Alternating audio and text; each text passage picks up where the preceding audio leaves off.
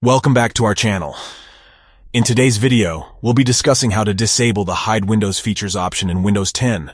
This option allows you to control the visibility of certain features and programs on your computer. Let's get started. Step 1. Type Local Group Policy Editor in the search box and open it. Step 2. In the Local Group Policy Editor, navigate to the following path: User Configuration, Administrative Templates, Control Panel Programs. Step 3.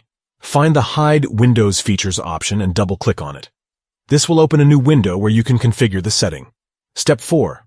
In the new window, choose the Disabled option and click Apply to save the changes. By following these steps, you can easily disable the Hide Windows Features option in Windows 10 and have better control over the visibility of various features and programs on your computer. Thank you for watching. If you found this video helpful, don't forget to give it a thumbs up and subscribe to our channel for more useful tutorials. If you have any questions or need further assistance, please leave a comment below. Happy computing!